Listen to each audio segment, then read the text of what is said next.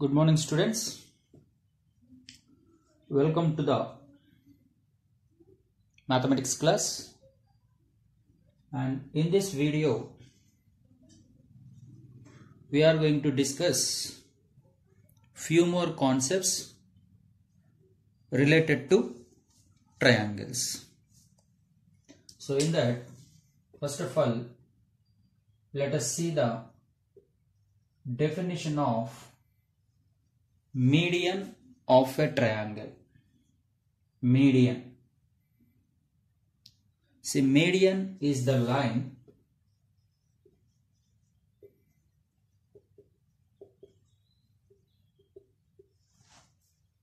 drawn from vertex to midpoint of the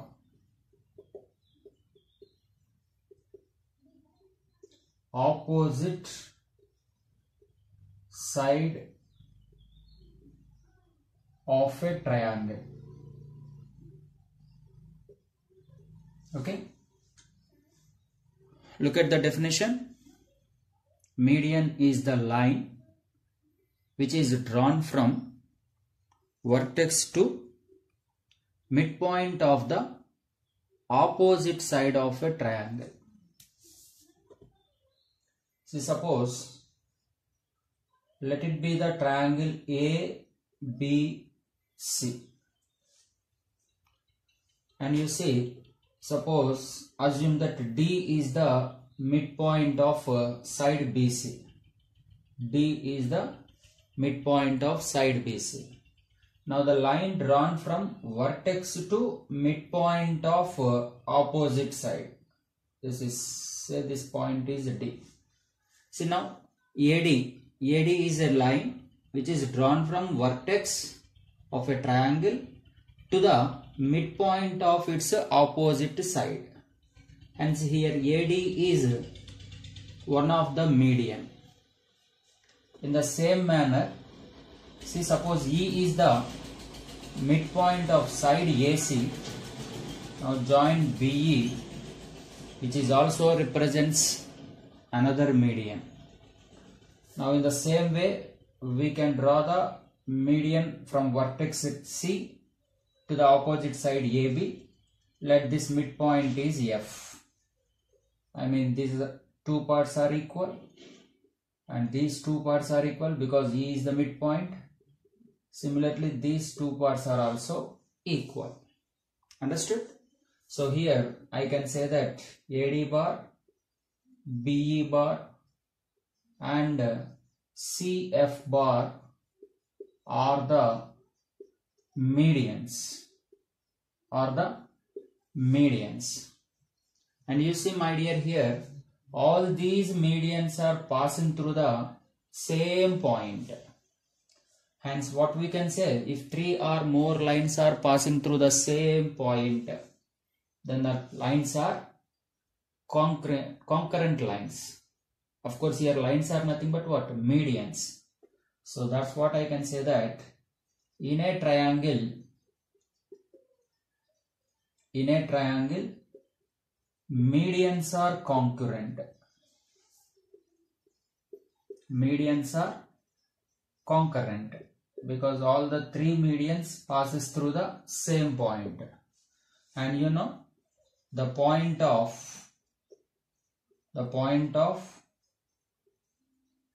congruency of medians.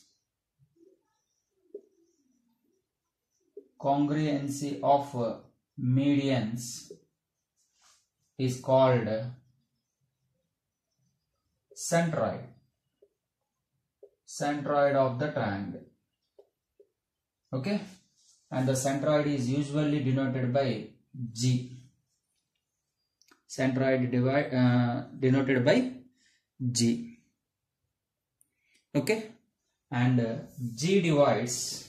See, for example, here G, I mean centroid. G is nothing but what it is? Centroid. Divides median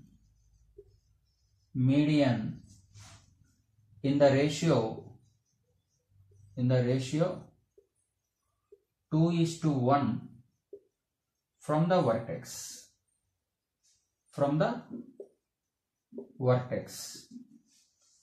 So this is AG will be 2 parts and GD will be 1 part. Because if I draw separately, see AD is the median and somewhere here G. Now 2:1. Is it no ratio? Which side we have to consider this 2 and this 1. That's why I clearly mentioned from the vertex. Within the A and D, D is not the vertex of the triangle. A is the vertex, no? So this part should be 2 parts and this is 1 part. Hence G divides any median into the ratio 2:1 internally. 2:1 internally. Better to mention that internally. Okay. Next, coming to altitude of a triangle. Altitude of a triangle. See, what is meant by altitude is nothing but height. Is nothing but height. So the perpendicular line, see the definition, simple definition. The perpendicular line drawn from vertex to opposite side. In a triangle, the perpendicular line drawn from vertex to opposite side is called an altitude. So now this is the situation. Say suppose ABC is a triangle. Now I am talking about perpendicular line. No? Just simply draw the perpendicular line. See, suppose this line meets at opposite side at D. But you know, my dear, earlier D is the midpoint of the side BC. But here D is not a midpoint. Need not to be. Only in case of equilateral, then D will be the midpoint of BC. If not, it is simply a point on the opposite side. Similarly, let it be the another altitude drawn from vertex B to the opposite side.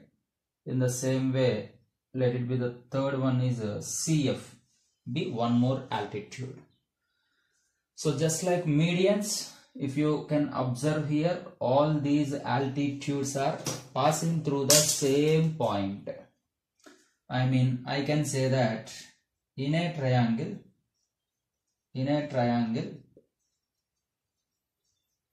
altitudes are concurrent. Okay. And you know what is the point of concurrency? And point of concurrency of altitudes is called an orthocenter of triangle. Is called an orthocenter of a triangle.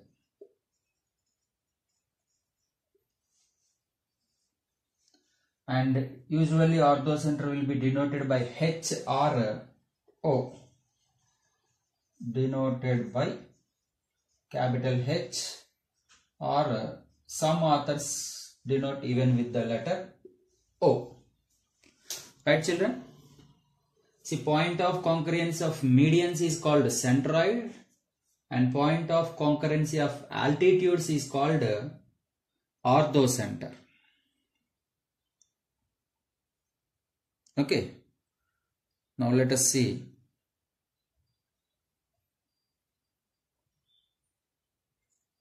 perpendicular bisectors of the sides. See, very simple. It is the line which is perpendicular to the respective side, and moreover it is bisecting the side. See, for example, let it be a triangle ABC. Okay. Now this is the line which is perpendicular to BC and bisecting the side BC, hence can be treated as a perpendicular bisector of side BC. Okay. In the same way, let it be the perpendicular bisector of side AC, and this is the another perpendicular bisector of side AB. And once again, if you can observe, all these perpendicular bisectors are again concurrent. Okay. And the point of concurrence of perpendicular bisectors. So this point is important here. The point of concurrence of perpendicular bisectors of a triangle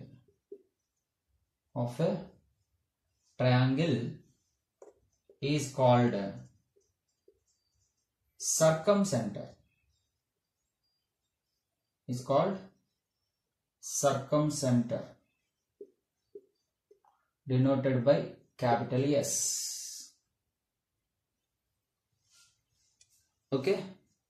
And the specialty of circumcenter is which is equidistant from all the three vertices. I mean, SA is equals to SB is equals to SC.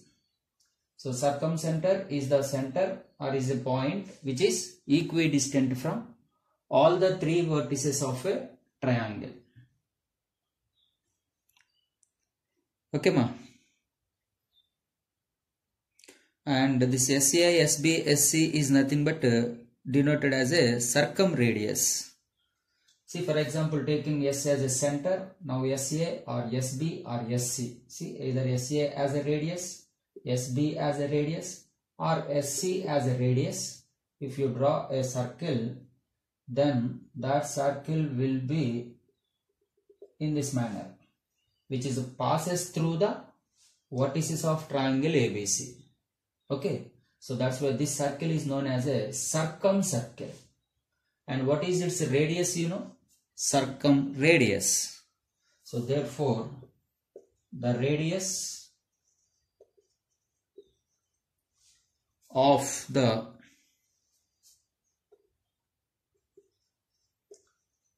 circumcircle is called circumradius. Is called circumradius, and moreover denoted by capital R. Hence SA,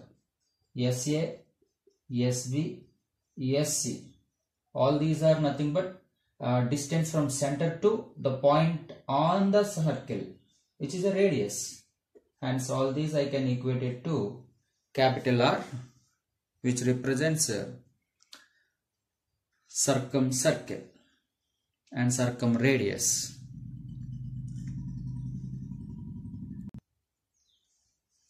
See, for example, if suppose this is the situation.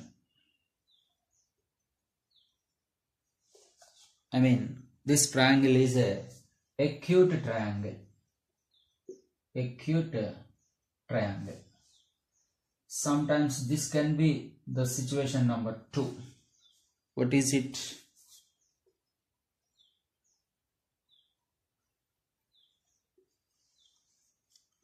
Obtuse angle triangle. This is obtuse angled triangle. Or situation number 3. I mean, triangle can be even a right angle also, no? This is right triangle. And you know, children, if it is acute angle, then circumcenter will be inside the triangle. And if it is obtuse angle triangle, circumcenter will be somewhere here outside of the triangle, and if it is a right angle triangle, then circumcenter will be the midpoint of hypotenuse, will be the midpoint of hypotenuse. Here S is midpoint of hypotenuse in case of a right angle triangle.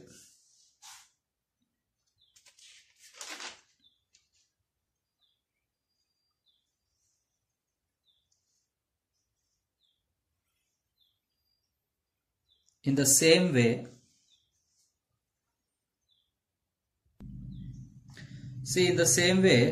regarding orthocenter, if it is acute angle, and just now we discussed clearly the altitude, second altitude and third altitude. All these nothing but perpendicular lines drawn from vertex to opposite side, and orthocenter will be somewhere here now. And if it is obtuse angle triangle, then whose perpendicular bisectors, see, one can be like this, and next another one drawn from this can be somewhere here,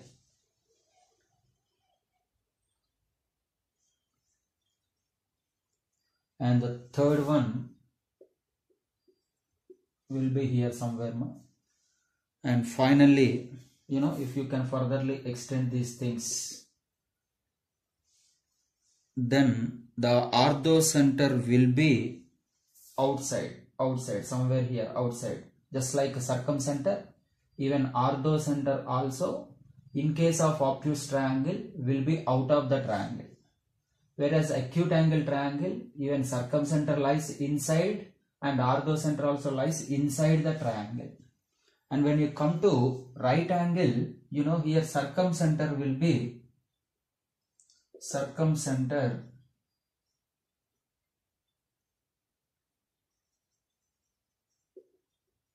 is at vertex B.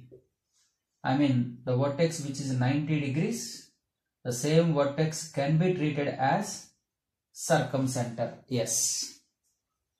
Okay. Whereas midpoint of hypotenuse will, sorry, this is orthocenter, no? We're talking about orthocenter. Yes.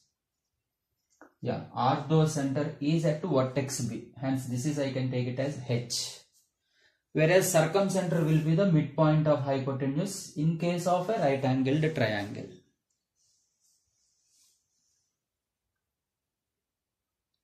Next, coming to internal angular bisectors.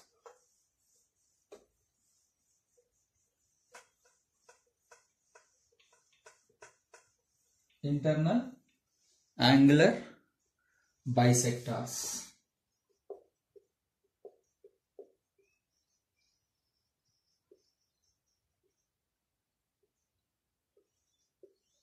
Of a triangle. See, let it be the some triangle ABC. Now internal angular bisectors, let it be the one of the internal angular bisector, and this could be the second one. Now this is the third one. Now just like altitudes, just like medians, even internal angular bisectors are also congruent to each other. I mean concurrent. They are all passing through the same point. So internal angular bisectors are also concurrent. And the point of concurrency of these internal angular bisectors is called incenter. Point of concurrency of internal angular bisectors of a triangle is called incenter, denoted by I.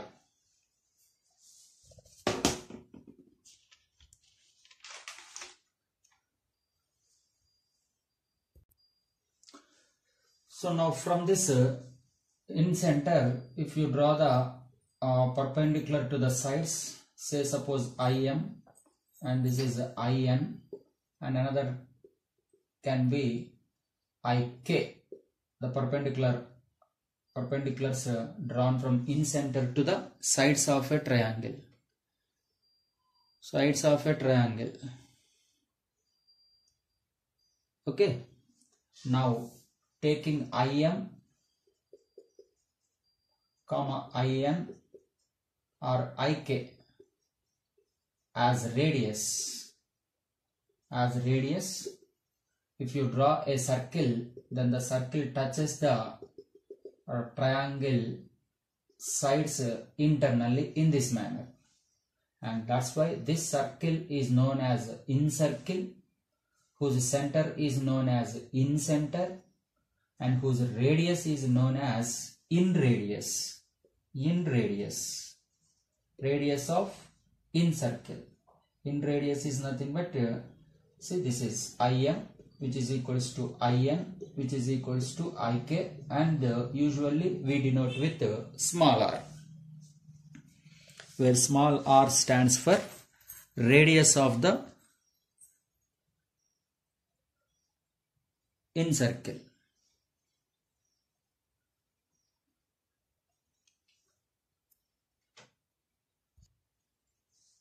See, next concept is about X circle opposite to vertex capital A. See, till now we got for every triangle there exists one incircle, one circumcircle, isn't it? What about now X circles? See, this activity can be explained in this manner. Say suppose let it be the triangle ABC. Now the internal angular bisector of vertex A and the external bisectors of B and C. Understand? See, this is nothing but the internal angular bisector of vertex A, and rest of the two lines are nothing but external bisectors drawn from vertex B and C, and these are concurrent, means all these three passing through the same point. Now you can please extend this side AB as well as side AC also, can extend it. Now taking this as a center, okay ma, and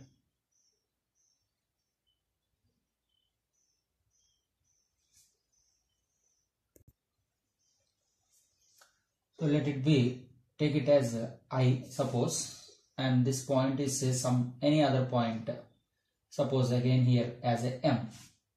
Now taking IM as a radius, if you draw a circle, you know, the circle can be in this manner. See, the circle which is touching the all the three sides. This side represents AB side, and this side is nothing but AC side, and this is BC side. Now this is the circle which is touching all the three sides of a triangle externally, isn't it? That's why this circle is called X circle opposite to vertex A, and whose center can be denoted with IA, means X center opposite to vertex A. That means, you know, like this X circles and X centers, there exist three for every triangle. Suppose, see, this is the situation. Once again, let it be the triangle ABC. Earlier we did internal angular bisector for vertex A, no? Now if I do it with for vertex B, let it be the internal angular bisector. And now draw the, see, let it be the internal angular bisector drawn from vertex B. Now let us draw the external bisectors from vertex A and from vertex C. See, all these meet at a point which is denoted by IB, means X center opposite to vertex B. Okay, now you can extend these sides furtherly,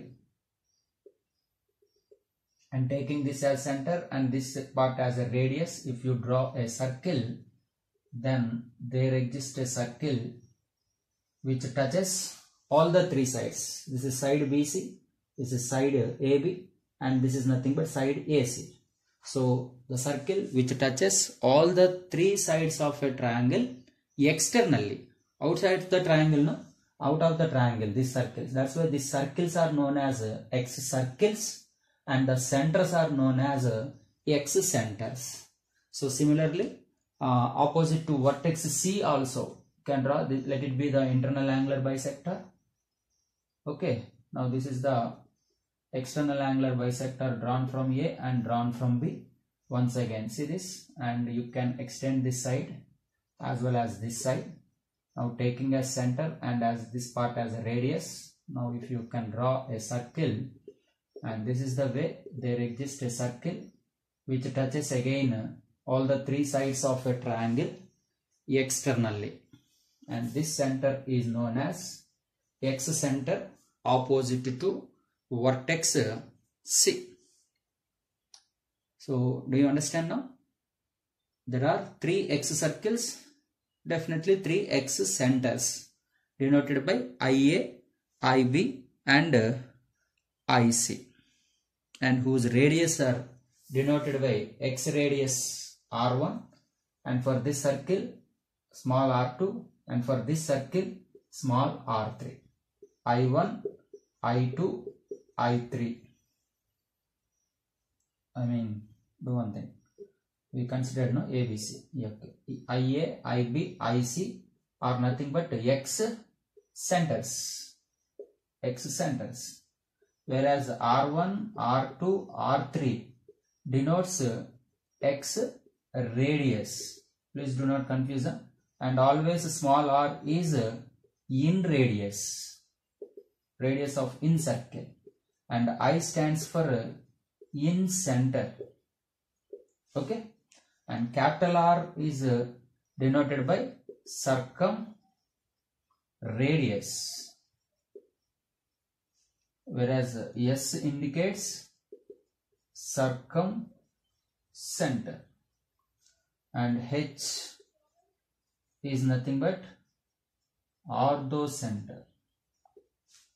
Whereas G stands for centroid. So these are the standard notations regarding circles.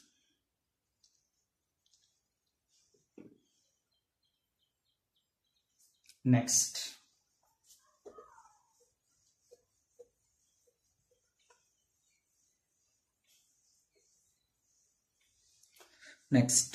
See, note this point. As a note you can write, if small r is in radius of a triangle, in radius of a triangle ABC, then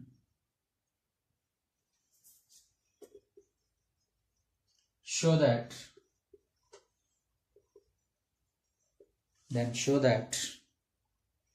small r is equals to delta by S, where delta is area of a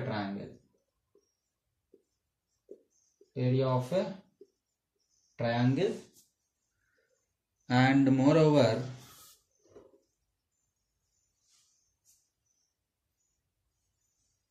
S is equals to A plus B plus C by 2, comma S is semi-perimeter.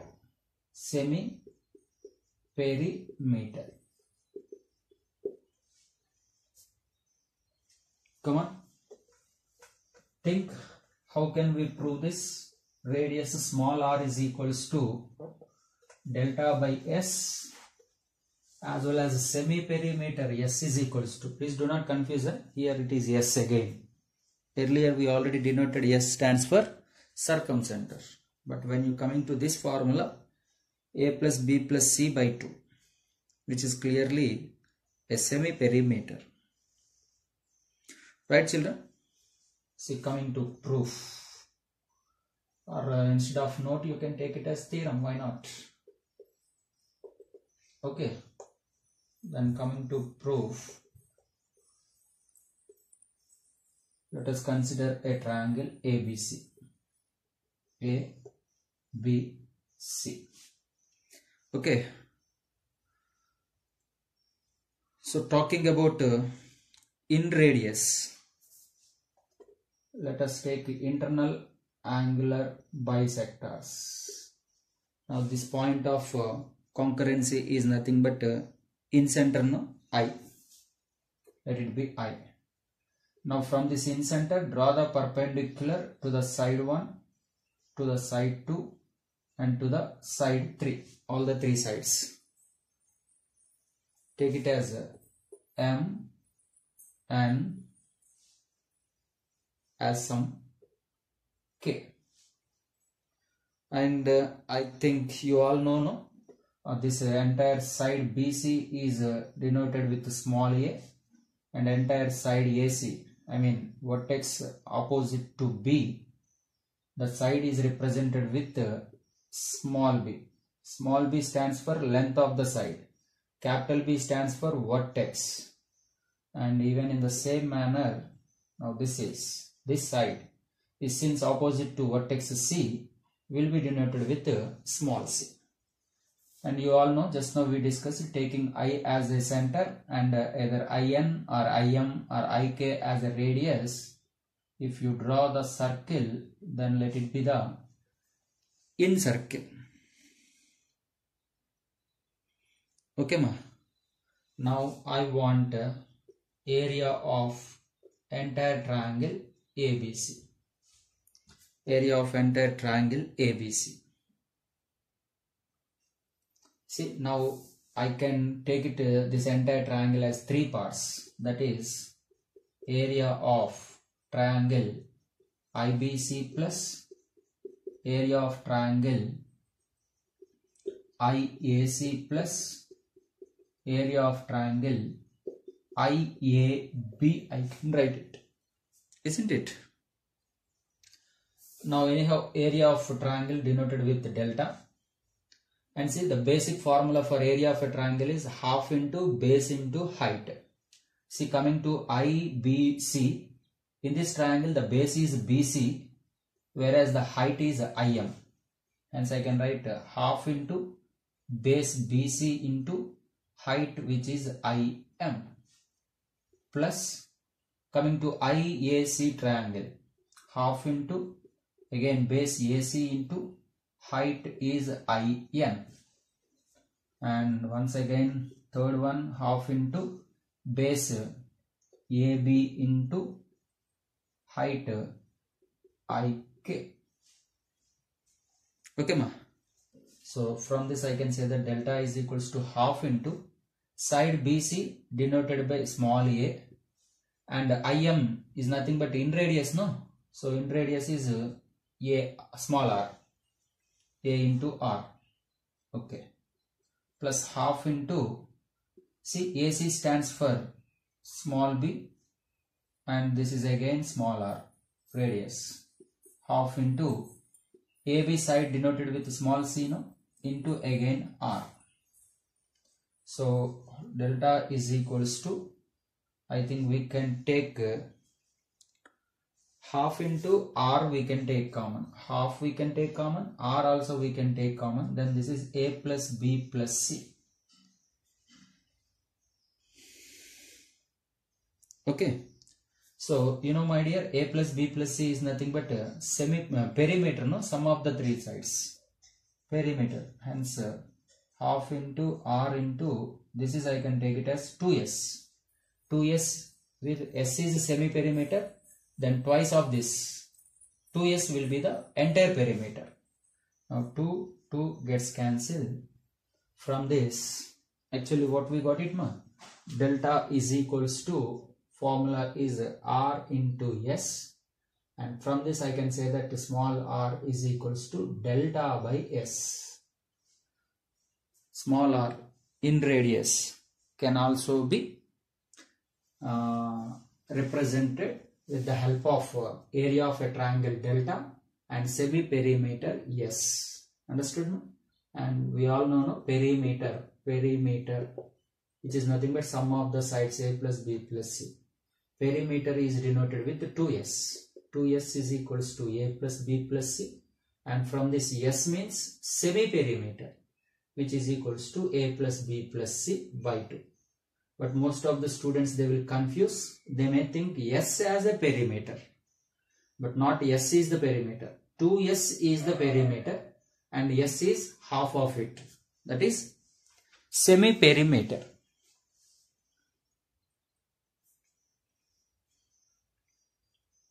Okay. Thank you. In the next video, let us discuss about quadrilaterals. Okay ma. Thank you everybody.